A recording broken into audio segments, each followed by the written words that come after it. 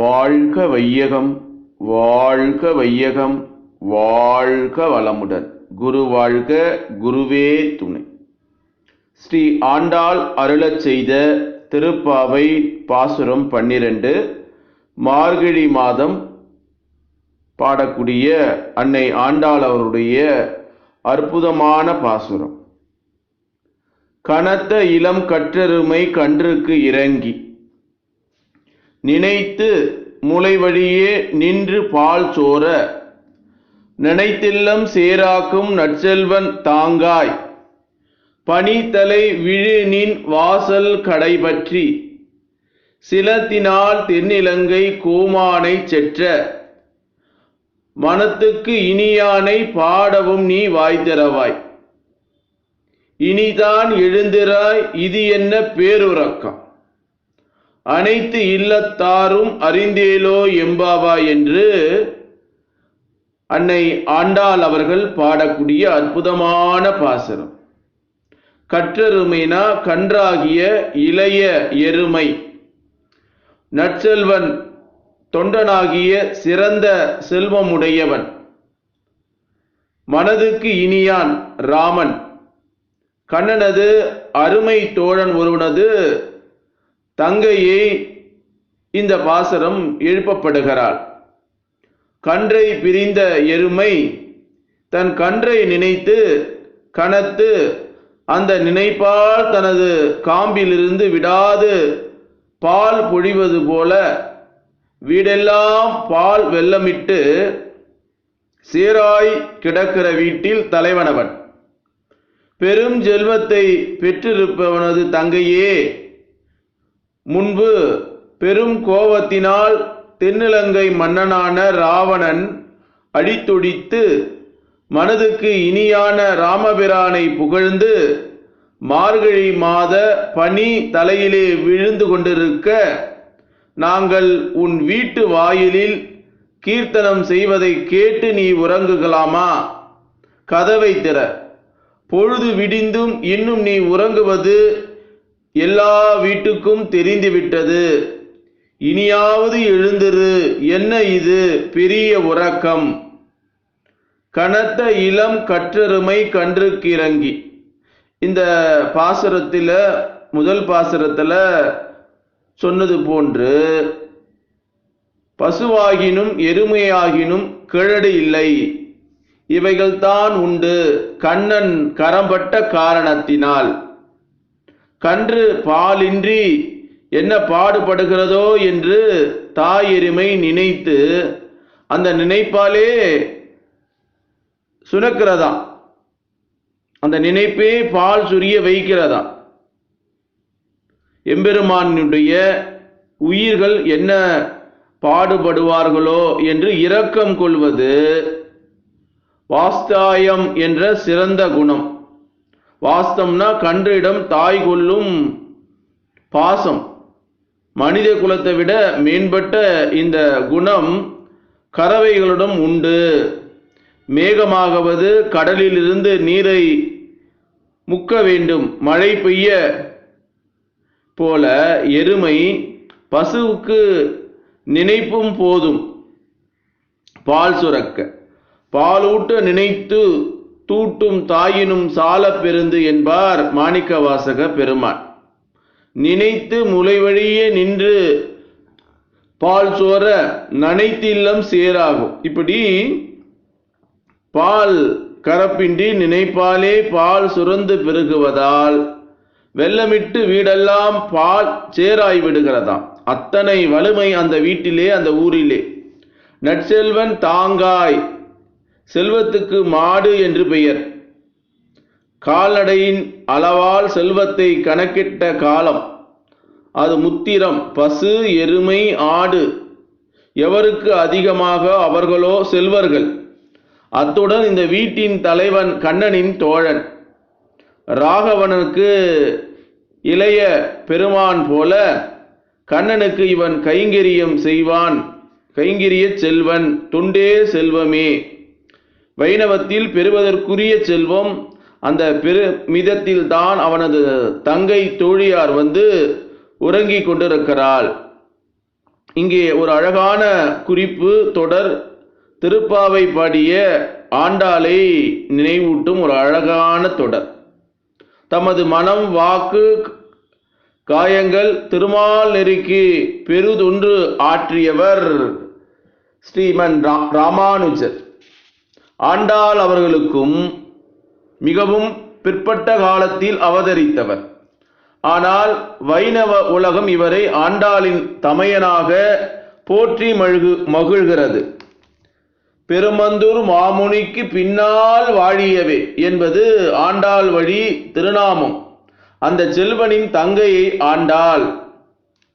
பனித்தலை விழ நின் வாசல் கடைபற்றி. வெளியே வந்துள்ள பெண்கள் மார்கழியின் குளிரிலே வந்துள்ளார்கள். பனி பெய்து கொண்டிருக்கிறது.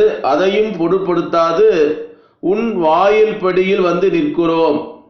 உள்ளே அழைத்து பனிவாடை என்று நீங்கள் எங்களை அழைக்கவில்லை என்றும், மேலும் பனி வெள்ளம் கீழே பால் வெள்ளம் உள்ளத்துக்குள்ளே கண்ணனை எண்ணி மால் வெள்ளம் சினத்தினால் தென்னிலங்கை கோமானை செற்ற மனத்துக்கு இனியானை பாடவும் நீ வாய் திறப்பாய். பணியிலே நிற்பது மட்டுமல்ல, எம்பெருமானுடைய பெயர்களையும் அவனது புகழையும் பாடுகிறோம். உன் காதில் விழவில்லையா? ராமாயணத்தை பாடுகிறோம். மிகுந்த கோபத்தால் முக்கோடி வாழ்நாள் முயன்றோடும் பெருந்தவம் பெற்றிருந்த தென்னிலங்கை மன்னனான ராவணனை அடித்தொழித்த ராகவனுடைய பெருமையை, மனதுக்கு இனியானை அவனது புகழை பாடுகிறோம். கண்ணனிடம் அளவற்ற பக்தி உள்ளவள் உறங்குபவள். கண்ணனின் ஊரில் ராமனை பற்றி யார் பாடுவது என்று துணுக்குறுவது அவள் எழுந்து விடுவாள் என்று எதிர்பார்த்தாங்களாம். சினம், தாயும் தந்தையும் பிரிந்தவன் என்ற ஒரு கோபம். இந்த கண்ணன் இருக்கிறானா?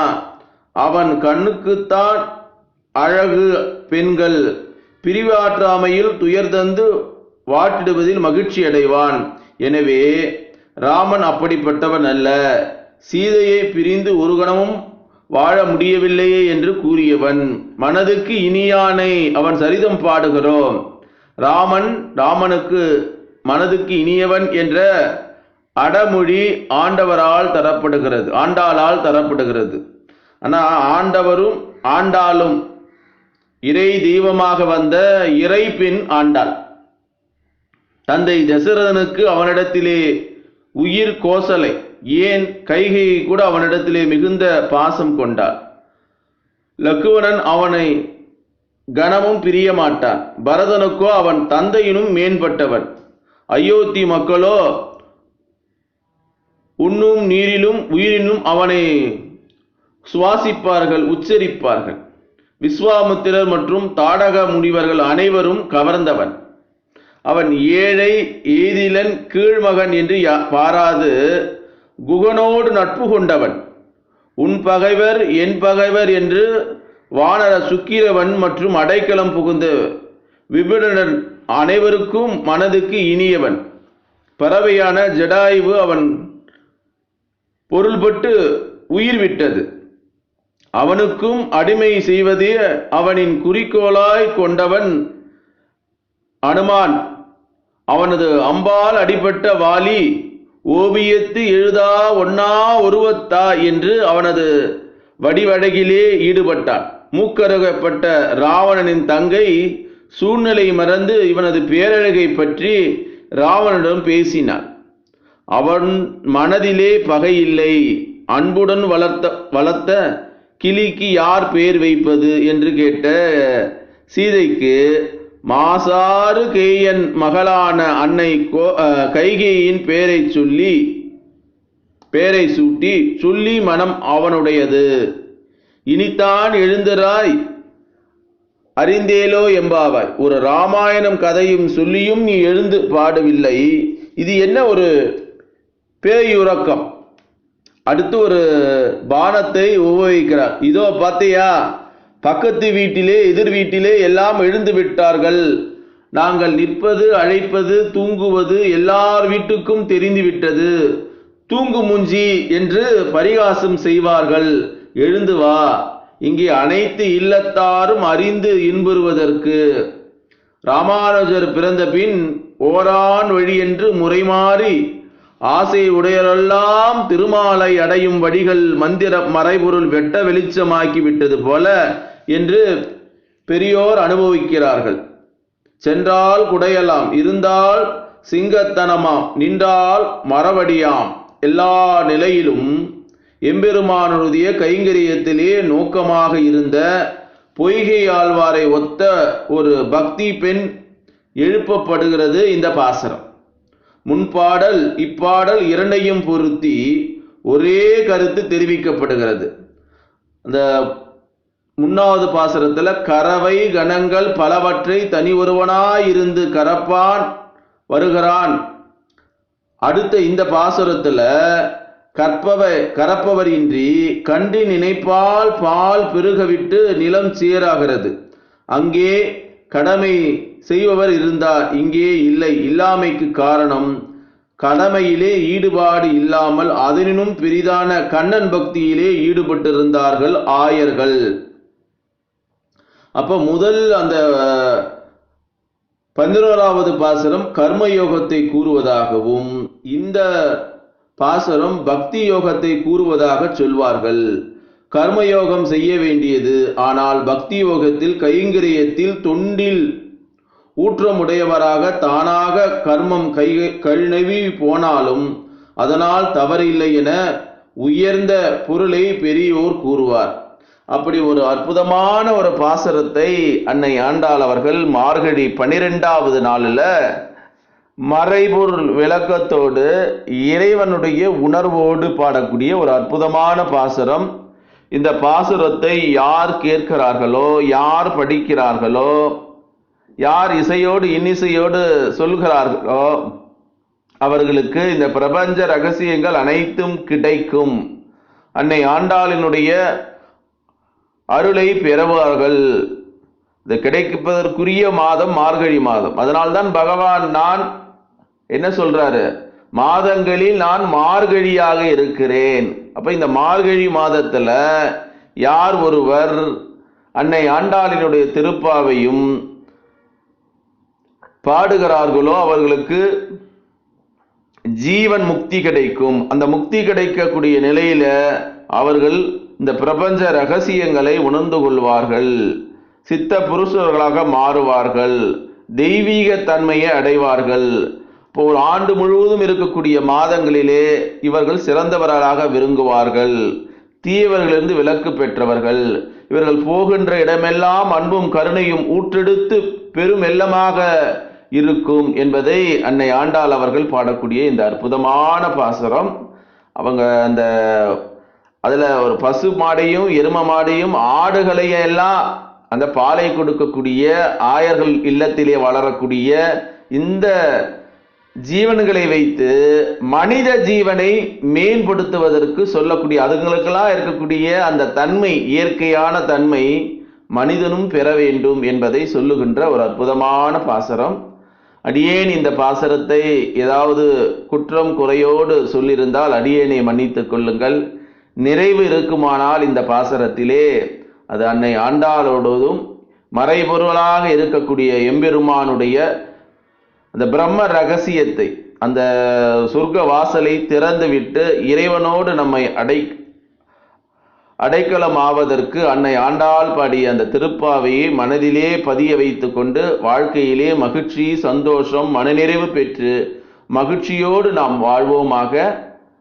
வாழ்க வளமுடன், வாழ்க வளமுடன், வாழ்க வளமுடன் என்று வாழ்த்தி கூறி ஆண்டாள் திருவடியே சரணம்.